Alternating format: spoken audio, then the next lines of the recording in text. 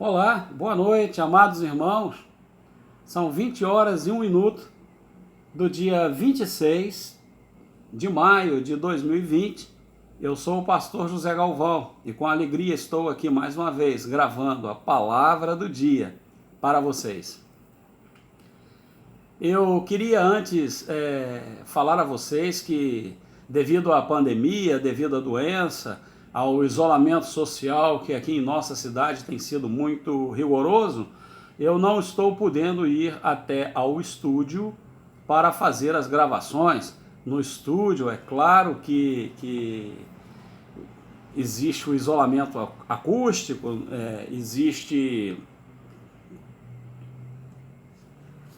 uma iluminação mais adequada, enfim, e o audiovisual fica muito melhor do que agora. Eu estou a partir de casa, mas nós não podemos parar esse trabalho porque nós servimos ao Senhor Jesus, não é verdade?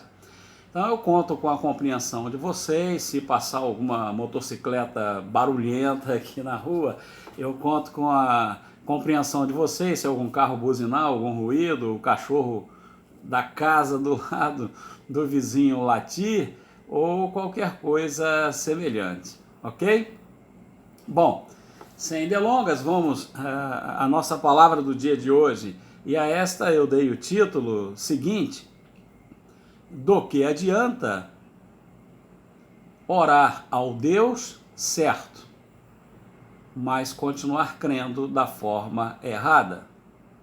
Do que adianta orar ao Deus certo, mas continuar crendo da forma errada, ok?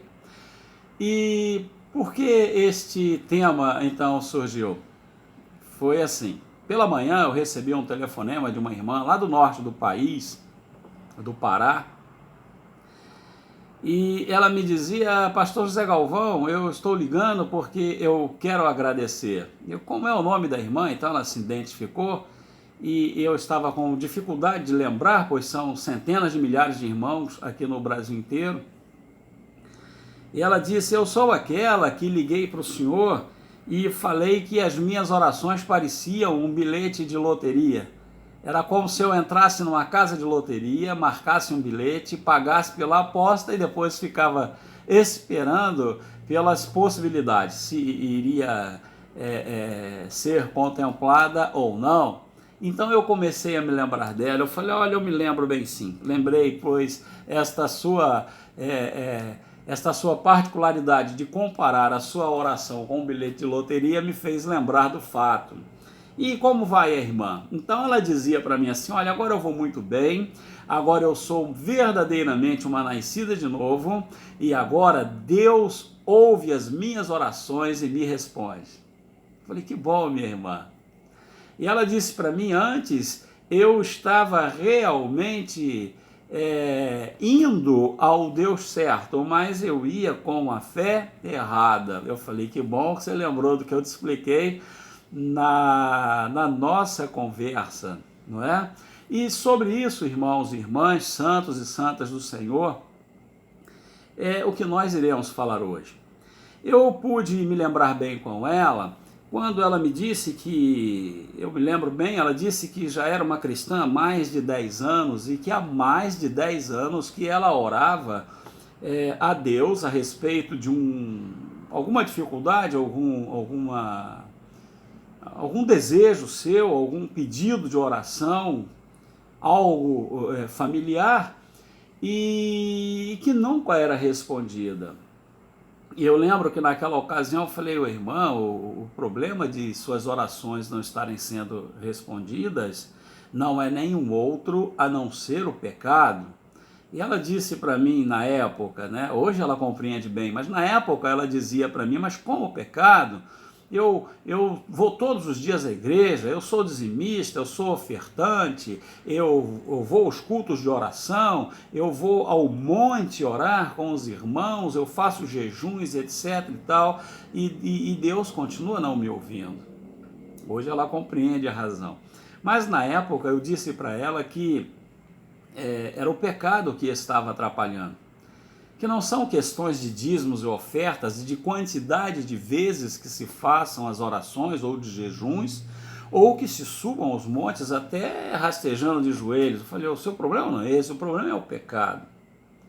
A questão é que tu vais ao Deus certo, mas vai com a fé errada. Você precisa ir a Deus com a fé correta. E naquela época nós começamos o nosso diálogo a partir do que está escrito no livro do profeta Isaías, no capítulo de número 59, no versículo de número 2. E eu pude falar para ela e ler isto que leio para você agora aí. Isaías capítulo 59, versículo 2, frisa bem isto. Talvez você que esteja orando em nome de Jesus e que crê que o Pai vai lhe responder e o Pai não tem lhe respondido. Talvez para você que está indo ao Deus certo, mas da forma errada, com a fé errada. Presta atenção, é o pecado. Não é outra coisa, é o pecado. Diz assim Isaías 59, versículo 2, mas as vossas iniquidades fazem divisão entre vós e o vosso Deus, e os vossos pecados encobrem o seu rosto de vós, para que vos não ouça. Na época eu disse para a irmã, olha, não sou eu que estou dizendo que Deus não está ouvindo as suas orações, é o próprio Deus, através do profeta Isaías, que disse que os pecados e as iniquidades fazem separação, fazem divisão entre Deus e as pessoas. Então são os pecados e Deus não os ouve, e isso encobre o rosto e Deus não ouve. As pessoas vão até a morte clamando, orando, rogando, jejuando, subindo montanhas, descendo montanhas, enfim, tentam até com dinheiro, através de dízimos e ofertas, comprar o favor de Deus, mas Deus os continua não ouvindo. Porque o pecado continua dentro do coração, e isto faz separação entre Deus e os homens. E é Ele quem diz, portanto é incontestável, Ele diz, está aqui, que Ele não ouve aos pecadores. E naquela ocasião ela até riu e nós nos lembramos que ela bateu o telefone, ela desligou o telefone. Porém, não passou mais do que uma hora, eu me lembro assim, ela ligou de volta, olha, desculpa, eu fiquei nervosa, eu desliguei, eu não estava pronta para ouvir que Deus não está me ouvindo depois de mais de 10 longos anos orando. Mas nesse tempo eu fui conversar lá com o pastor lá da igreja, algum pastor conhecido dela, e ele disse que o senhor é um herege, pois o senhor deu uma referência do Antigo Testamento e que esta referência não se aplica no Novo Testamento. Falei, tá bom, irmã, é que tu havias desligado o telefone antes que eu pudesse completar a palavra para você, lembra? Ela é verdade, eu me lembro. E eu disse para ela, lembra-se que eu li então no Novo Testamento, já que no Antigo Testamento não valia, e que eu li no Novo Testamento, no Evangelho de João, no capítulo de número 9, no versículo de número 31, que eu li também para a irmã assim, como leio para você agora, meu irmão, minha irmã, que diz assim: ora, nós sabemos que Deus não ouve a pecadores, mas se alguém é temente a Deus e faz a sua vontade, a esse ele ouve. Repetindo, Evangelho de João, capítulo de número 9, versículo 31, que diz: ora, nós sabemos que Deus não ouve a pecadores. E ela disse para mim nesta ligação, ela começou a rir, é verdade, pastor José Galvão, na ocasião eu fiquei decepcionada, mas não sei como acabei aceitando a sua sugestão e lhe dei o meu nome completo, meu endereço com rua, número, bairro, CEP, telefone, e-mail, e o senhor me mandou um livro. E eu recebi esse livro totalmente grátis pelo correio, eu pude ler o livro e hoje eu creio igualzinho ao Senhor. E nós rimos juntos. E, amados irmãos, acaso eu tenho este livro aqui e eu quero recomendar para vocês, olha, você verdadeiramente nasceu de novo da água e do Espírito. Este livro é de autoria do reverendo Paul Sejong. Ele é sul-coreano e distribui os seus livros totalmente grátis sobre a face de toda a terra. Ele é autor de 65 livros que são enviados ao mundo inteiro totalmente grátis desde 1990. Isso mesmo, desde 1990. Ele nunca recebeu um único níquel de oferta ou dízimo de ninguém. Toda esta obra ela é suprida pelo trabalho árduo, pelo esforço do trabalho dos irmãos sul-coreanos que cuidam de enviar o mundo inteiro. E mais, dos 65 livros total de sua obra até o momento, já são traduzidos em mais de 80 idiomas. Viu? No final, eu vou querer que você anote o site, você poderá pedir também. Então, foi exatamente este livro que eu enviei pelo correio para nossa irmã, que ela pôde ler e ela pôde compreender qual o verdadeiro motivo e razão pelo qual as suas orações não eram ouvidas. Ela pôde compreender que antes ela era uma pecadora e que agora ela é uma filha de Deus, justa, justificada por Jesus e sem merecimento algum. Você verdadeiramente nasceu de novo da água e do Espírito. Guarda aí. Pode depois acessar o nosso site, pedir o mesmo livro e receber totalmente grátis pelo correio, ok? Mas, retornando à nossa palavra do dia, eu queria dizer aos irmãos qual foi o argumento que foi utilizado para que ela se convencesse de aceitar os livros, de receber os livros totalmente grátis pelo correio.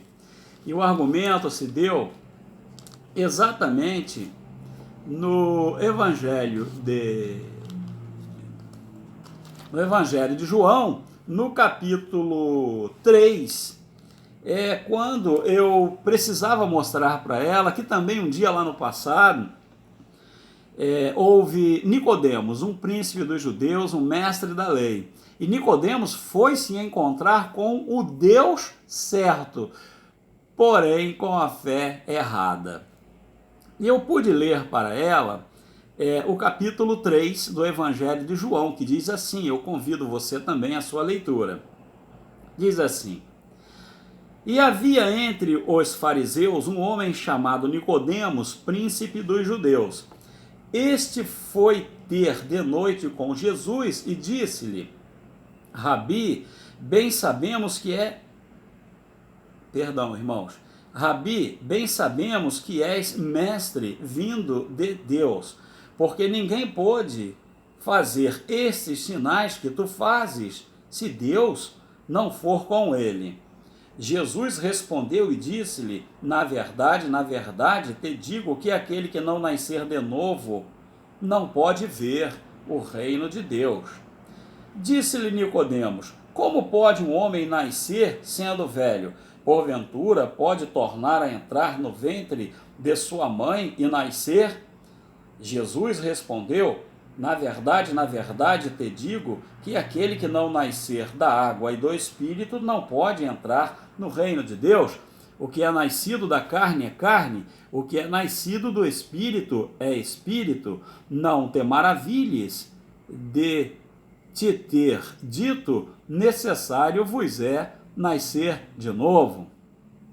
E eu falei para ela, veja que mesmo entre os judeus, um príncipe dos judeus, um mestre na lei, um conhecedor da lei, sabia que Jesus é o Filho de Deus, foi procurar Jesus, mas foi com a fé errada. E Jesus Cristo, então, muito pacientemente, explicou para Nicodemos o modo certo de crer, o modo certo de orar e ter as suas orações respondidas, o modo correto da fé, a qual não faz separação entre Deus e os homens. A fé errada mantém o coração sujo de pecados. E o pecado, a iniquidade, faz separação entre Deus e os homens, e Deus não os ouve. Vai passar novamente 10 longos anos orando por uma resposta que não vem. Por que não vem? Porque Deus não ouve a pecadores. Nós vimos no Evangelho de João, no capítulo 9, no versículo de número 31. E também lá em Isaías, no capítulo 59, no versículo 2. Não foi assim, irmãos? Me lembro bem que, adiantando a conversa, ela pediu para mim: e como então eu vou poder ser uma nascida de novo, uma filha de Jesus, conforme o Senhor diz? Como é que eu tenho que fazer? Pois eu quero tanto ser uma filha de Jesus. Não só para que as minhas orações possam ser ouvidas, mas para que eu possa então ter a certeza da salvação. Eu disse: amém, irmã. Vamos entender como tudo aconteceu.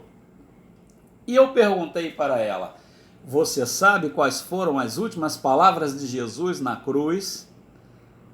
E ela: claro que eu sei, pastor.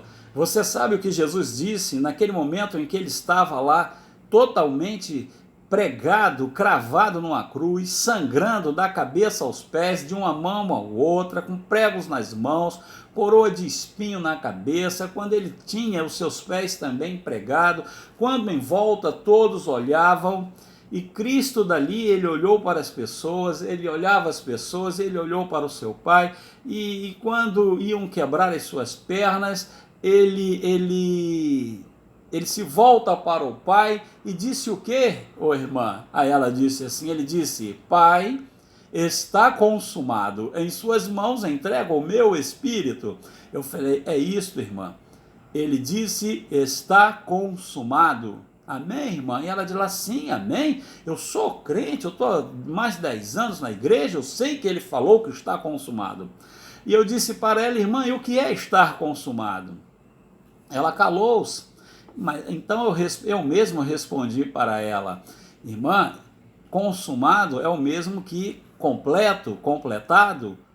Jesus está ali na cruz dizendo: Pai, está consumado, ao mesmo que Pai, completei a obra que o Senhor me deu para fazer. Completei com perfeição esta obra. Está consumado, está completado. Foi isso, irmã? Foi. E eu disse para ela: irmã, quem completa algo aqui não é porque antes começou ali. Ela: é claro, quem completa algo lá é porque antes começou cá. Ela fala agora assim pela perspectiva dela do outro lado da linha. Falei: irmã, Jesus completou a nossa salvação na cruz. Isso nos indica que ele começou em outro lugar. Ela: como assim? Ora, se ali ele declara que completou a obra, é porque ele começou esta obra antes. E eu convidei a ela a abrir a Bíblia neste mesmo ponto em que agora a minha já está aberta, que é no Evangelho de Mateus, no capítulo de número 3. E li para ela do versículo 13 ao 17. E ela pôde então compreender, porque eu expliquei o que quero explicar aqui sobre o batismo de Jesus para você também, santo e santa do Senhor.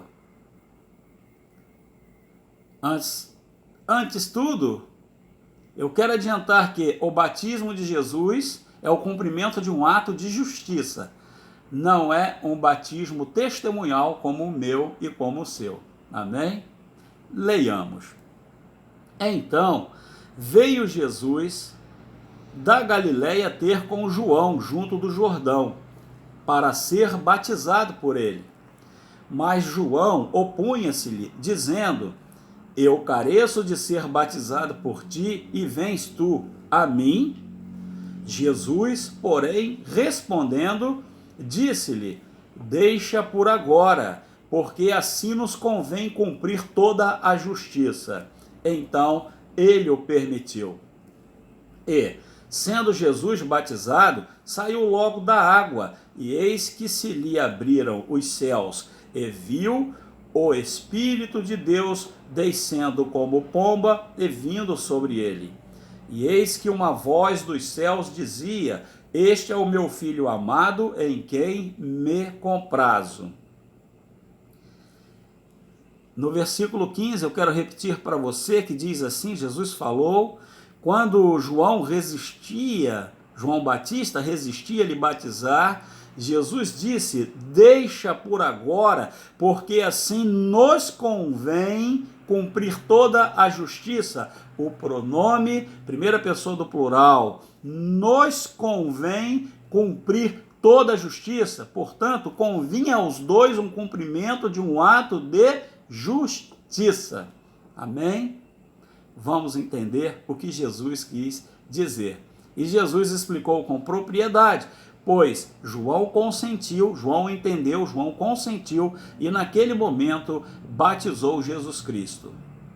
Amém? Amados, quem é João Batista? Quem é João Batista? Vamos entender então o cenário. Em Jerusalém haviam 2 sumos sacerdotes. Adianto, entre aspas, 2 sumos sacerdotes falsos, pois sumo é único, é soberano. Como poderiam haver Anás e Caifás em Jerusalém? Veja que quando prenderam Jesus para crucificá-lo, ele foi levado a Anás e a Caifás. Porém, o povo de Israel sabia que sacerdote é um. O povo sabia que os 2 eram falsos sumos sacerdotes. No entanto, este povo reconhecia a João e ia para as margens do Jordão ouvir a mensagem de João. E eis que a mensagem de João não era massagem no coração. A mensagem de João era dura. Ele dizia, raça de víboras, quem vos ensinou a escapar da ira vindoura? No outro momento, João dizia, o machado está posto à raiz das árvores. A árvore que não der fruto será cortada e lançada no fogo. Não é verdade? E o povo de Israel ia para lá, porque eles sabiam que o pai de João era Zacarias. E quando foi revelado a Zacarias, por um anjo enviado por Deus, de que ele teria um filho e que o nome seria João, ele estava prestando serviço sacerdotal. Se prestava o serviço sacerdotal, então sacerdote ele era. Está de acordo? João é filho de Zacarias. João é da linhagem de Arão. Você pode conferir no Evangelho de Lucas, no capítulo 1, que fala sobre João ser da linhagem de Arão, irmão de Moisés. De onde, de qual linhagem sucedia-se todos os sacerdotes? De acordo? Entendeu? Então agora nós temos o Rio Jordão no cenário. Nós temos João, que pregava ali o arrependimento para todas aquelas pessoas e as batizava ali, para que fossem lavados os seus pecados. Quando de repente João olha e quem está lá para ser batizado? Muito bem, Jesus, o seu primo. Humildemente, João diz, eu é que preciso ser batizado por ti, tu vens a mim? E Jesus então instou com ele, praticamente o obrigou, mesmo tendo explicado a razão, porque convinha aos dois cumprir um ato de justiça. Irmãos e irmãs, a que ato de justiça Jesus poderia estar se referindo se os evangelhos não estavam escritos até o momento? As cartas de Paulo, de Pedro, de João, nada do Novo Testamento estava escrito até aquele momento. Então, a que justiça o Senhor Jesus se refere? Pois ele usou o pronome na primeira pessoa do plural. Nos convém? Nos convém, convinha aos dois. Convinha, então, ao sacerdote e convinha a Jesus. Convinha aos dois. João o batizou. E, de acordo com esta justiça envolvida neste ato, é óbvio que Jesus se referia à justiça para a expiação dos pecados que nós encontramos na lei de Deus, lá no passado. Levíticos, por exemplo, vai lhe dar Levítico vai te dar vai te dar o perfeito entendimento sobre como era feito. Os pecadores pecavam E havia o dia da expiação dos pecados. Uma vez por ano, então, eles levavam ao sacerdote uma oferta, um bode, um novilho, eles levavam um animal, pois haveria de haver o derramamento de sangue para que aqueles pecados fossem expiados. Era dessa forma que acontecia na lei. Era a expiação dos pecados. Era a única forma que o israelita tinha para ter os seus pecados lavados. Amados, está lá no Jordão, está João Batista pregando, batizando e vem Jesus. E como eu disse, após Jesus explicar por que o ato de justiça convinha aos dois, e que João o batizou, e que o Pai, olha, e eis que uma voz dos céus dizia: este é o meu filho amado em quem me comprazo. João fez exatamente então como os sacerdotes faziam, representando a humanidade diante de Deus, era o que fazia o sacerdote. João impôs as suas mãos sobre a cabeça de Jesus e transferiu todos os pecados da humanidade para Jesus, todos os pecados, todos, do passado, do presente e do futuro. Os pecados do primeiro homem até o último homem que nascer na face dessa terra, antes da hora que o Senhor Jesus Cristo retornar, foram passados para Jesus. Os meus pecados, os seus pecados, os pecados de ontem, de hoje e os pecados de daqui a anos que nós ainda vamos cometer foram transferidos para Jesus neste ato de justiça. E com isso, amados, Jesus recebeu os nossos pecados. E Jesus, então, iniciou ali o que ele foi completar na cruz: derramar o seu sangue. Pois o salário do pecado é a morte, e o sangue teria que ser vertido na cruz. Esta é a completa obra de salvação. É preciso crer do modo correto na salvação que Jesus nos deu. Primeiro, Jesus, em seu batismo, pela imposição de mãos de João Batista, aceita voluntariamente todos os nossos pecados e caminhou com eles até a cruz, onde antes foi torturado e cravado, sangrando numa cruz, onde sangrou até a morte, para poder dizer ao Pai: está consumado, em tuas mãos entrego o meu espírito. E eu expliquei isso para a irmã. E na época, ela ainda poderia não ter entendido muito bem, mas veja que Nicodemos também não entendeu na primeira vez que Jesus falou que quem não nascesse de novo não ia ver o reino de Deus. E foi preciso Jesus reiterar e dizer para ele que aquele que não nascer de novo da água e do Espírito não iria entrar no reino de Deus.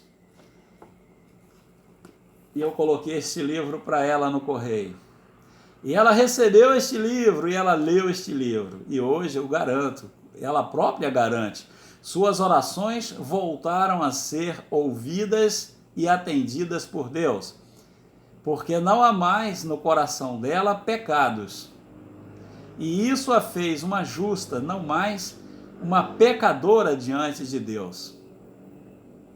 Amados, ela antes confessava os pecados todos os dias, ofertava, dizimava, subia o monte, campanhas, etc, etc. Confissões diárias, todo dia pecava, todo dia pedia perdão. Isso não resolvia. Ela precisava crer na obra perfeita que Jesus realizou para a salvação, na obra completa. Ela só cria pela metade, ela só cria a segunda parte, da crucificação, morte e sangue de Jesus. Ela não conhecia a primeira parte, quando Jesus, em seu batismo, recebe todos os pecados, do passado, do presente e do futuro. E quando ela pôde crer, então, se antes ela ia ao Deus certo com a fé errada, tal qual Nicodemos foi ao Deus certo, mas foi com a forma errada. Da mesma maneira, então, que Nicodemos vai passar a crer corretamente, ela passou a crer corretamente. E crendo corretamente, Ela agora se dirigia a Deus com a fé certa. Portanto, Isaías 59, versículo 2, não se aplicava mais à vida dela, pois não havia mais separação entre ela e Deus. E da mesma maneira que João, capítulo 9, versículo 31, também não se aplicava mais à vida dela, pois o seu coração estava limpo de pecados. E tendo o coração limpo dos pecados, Deus passou prontamente a ouvir as suas orações. E se Deus ouve, ele responde às orações. Eu estou dizendo que Deus responde às orações. Até se necessário for dizer não. Nem sempre pedimos o que nos parece ser bom, poderá ser ruim. Então Deus avalia e ele atende às nossas orações. Amados, eu já fui assim também. Eu já orei muito a Deus e as respostas não vinham. 5 anos, 10 anos, 15 anos, e não vinham as respostas. Até que conheci o verdadeiro evangelho. Até que criei do modo correto, com a fé pelo evangelho da água e do Espírito, da qual volto a colocar aqui, ó, este livro aqui ensina esta fé. E quando nós estamos lendo, amparados também com as nossas Bíblias, o Espírito Santo nos dá esse entendimento e a fé vem ao nosso coração. Jesus, então, lava os nossos corações, limpa os nossos corações e nós podemos ser, então, purificados no sangue da cruz. Deixa eu dizer uma coisa, particularmente as irmãs, né?